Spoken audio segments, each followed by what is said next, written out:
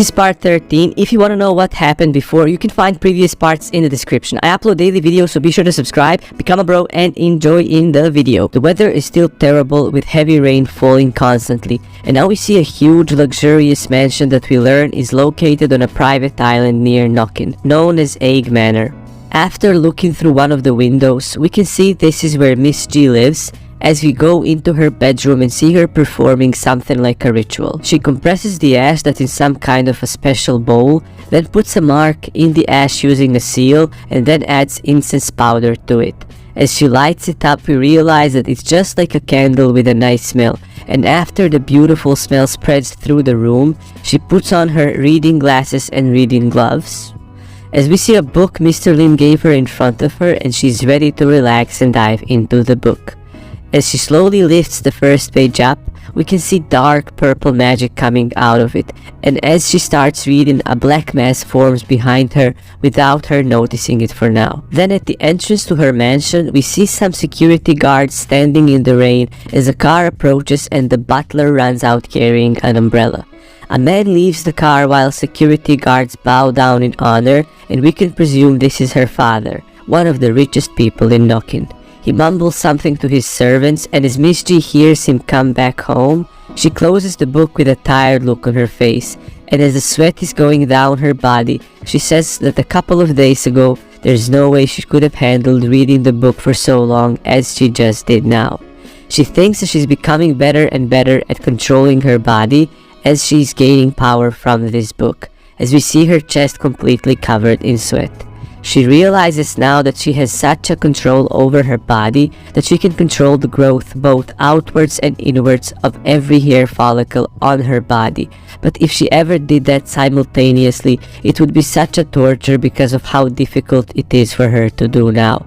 But the best thing about her gaining this new control of her power is that she almost gained a complete control over the dream beast inside of her, so much so that she's closer than ever to becoming a destructive level mage now. And all of this is thanks to Mr. Lin, who helped her unlock this new power, and how this favor he's done for her far surpasses the ability to control the tainted blood running through her veins. She thinks how blood and spirit are the literal foundation of everything alive that exists, and the control of the flow of those is what generates ether and magic.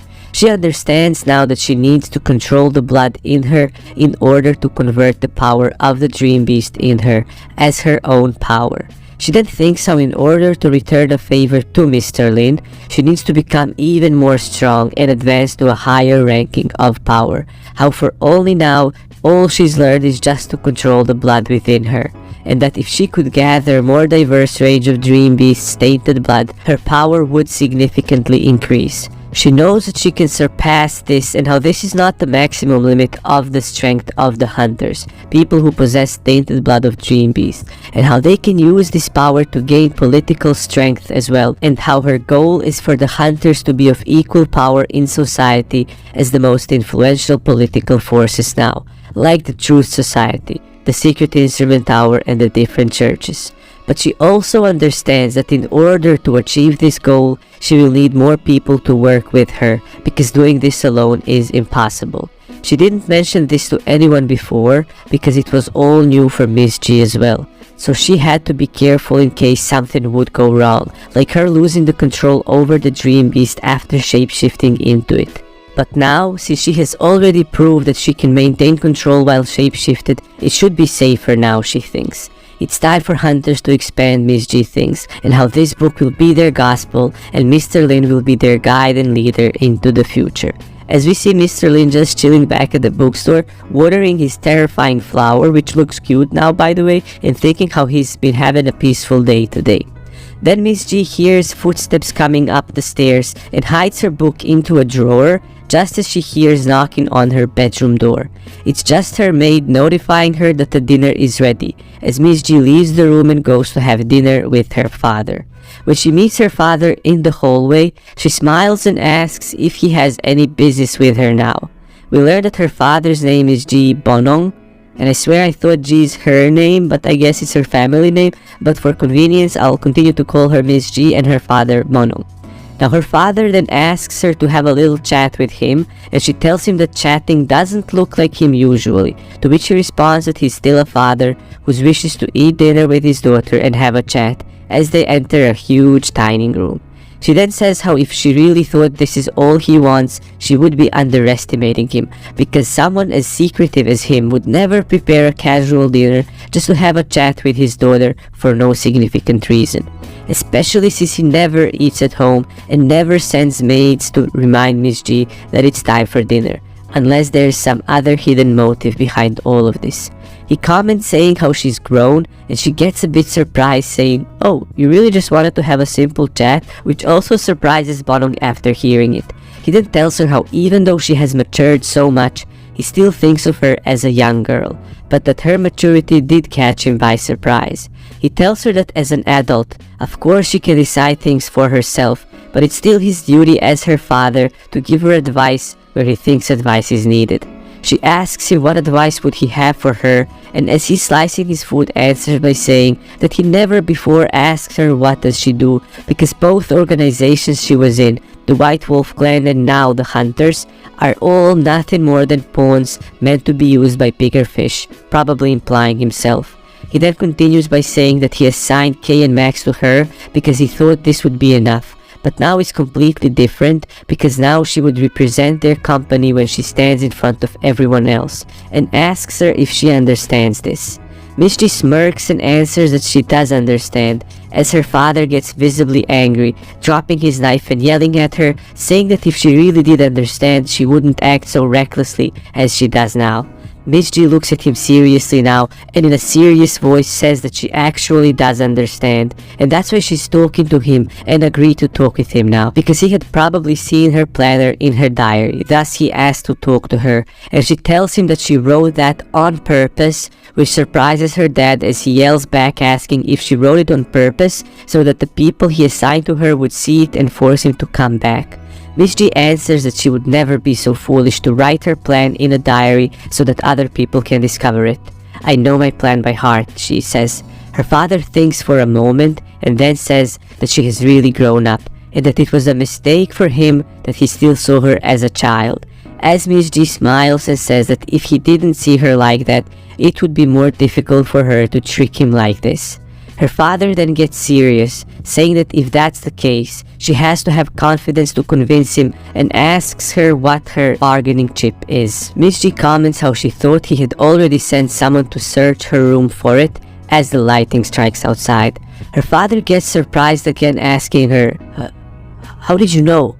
Miss G thinks to herself how she really caught him by surprise this time, as she laughs and says that he needs to give up because he will never find an answer he's looking for. We can see transparent magic tentacles coming from a giant eye, swarming the mansion now as Miss G continues speaking, saying that everything in this mansion is controlled by Iron Will, and how if he really wants to know, she can tell him her plans.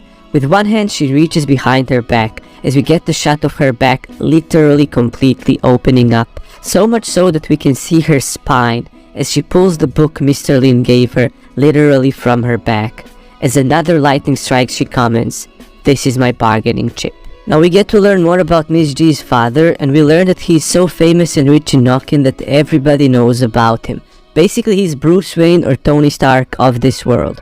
He maintained his high position by being friends with many different owners of other huge companies and businesses in Nokken, like the Truth Society, the Secret Instrument Tower, hunters, mages, churches, ordinary citizens, and so on. He's a strategic mind who has had so much experience he knows how to handle every situation calmly and almost never faces situations and people which would make him lose control. And his company Lao Resources, with him as its leader, monopolized all the mining rights in the lower city district and also maintains a close connection with the hidden world of mutants who live in the lower city district.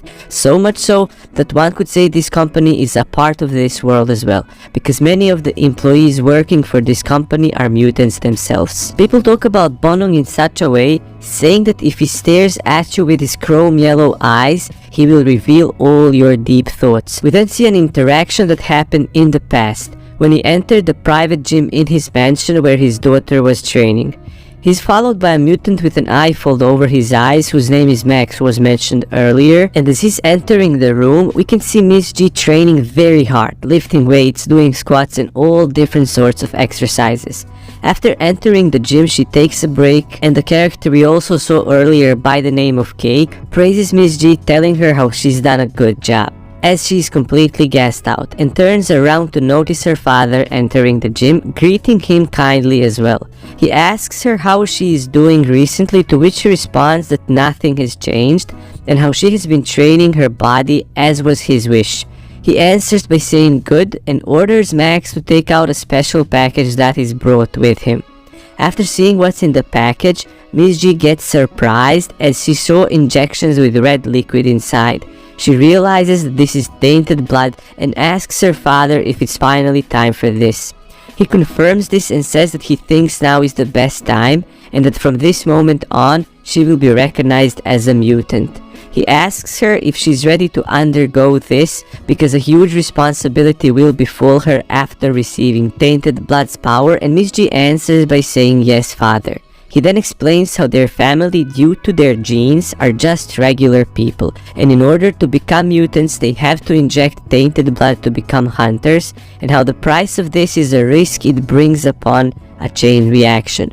He then comments that there is a 10% chance for corruption, and that he personally would also inject tainted blood in him, but he can't risk the future of the whole Lowy Resources company if something goes wrong after he receives tainted blood. He then comments how he personally watched over this tainted blood and how it's of the highest quality there is, meaning the chance of corruption happening after injecting is maximally minimized.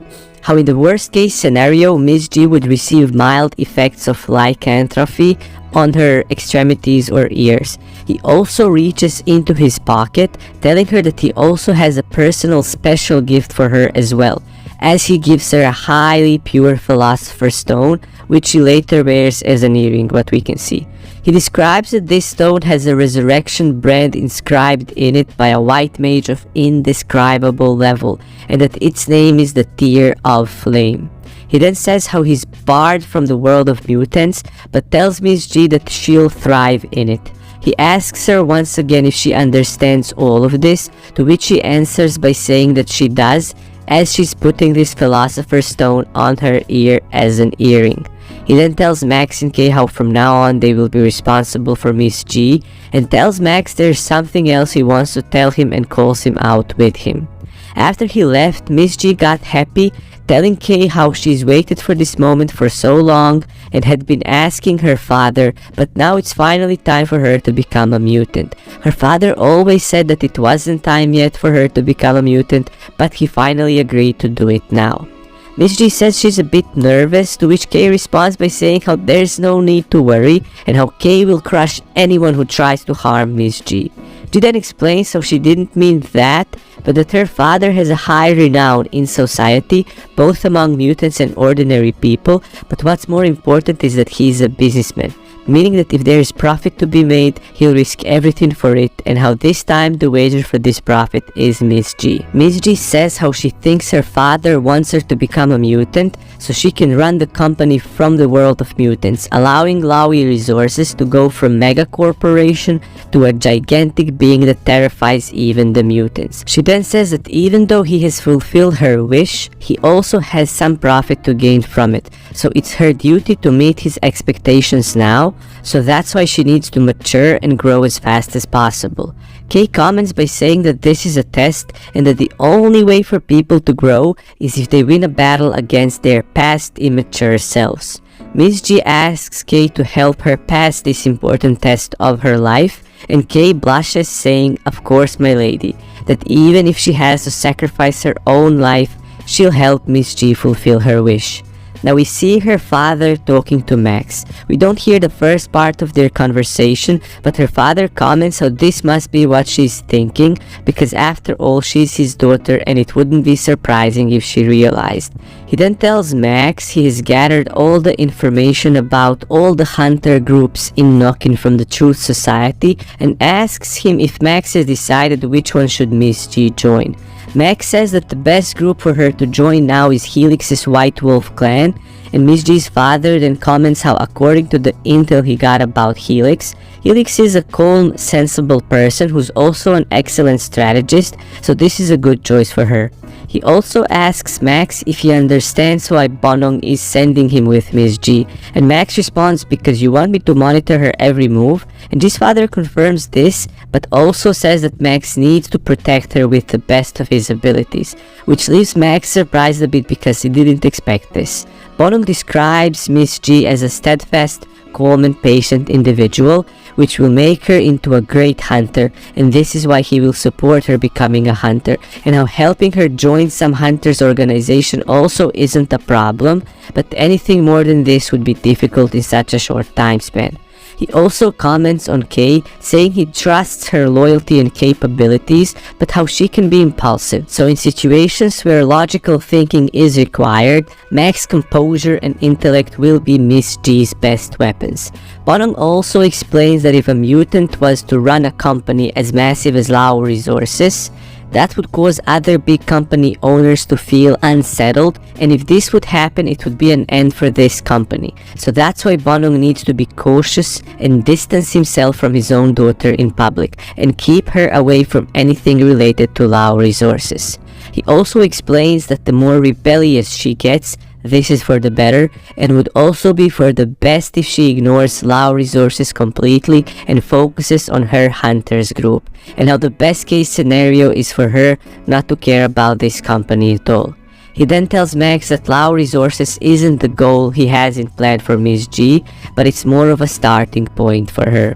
He tells Max that this is the last thing he'll ask from him, and asks him to protect Miss G at all costs. This makes Max emotional. He kneels down and he says that he'll protect Miss G with his own life. So we actually learn here that her father actually cares about her and is not supporting her for his personal gain, but because he really believes in her. After Max leaves and Bonong sits alone in his office, he takes out a book which we learn is a top secret book with instructions on how to make an elixir of immortality. And we see that this was also used to make Miss G's earring. He then thinks to himself how he's granted Miss G all the protection he can, and how everyone eventually grows up and leaves their nest, saying that once you go on this path, there is no turning back. He then wonders what she will grow up into, and says how he's looking forward to it and the surprises it will bring after she has grown even above his expectations, with a smile on his face. And we go back to present and can see him completely petrified now, looking at Miss G as she took out the book and told him that this book is her bargaining chip. We can see two of them sitting close to each other on the table while another lightning strikes and shadowy tentacles surround them. And Bonong thinks to himself how he was too careless and has now lost twice to his daughter, and how he once could understand her completely, but now she can predict his thoughts and actions.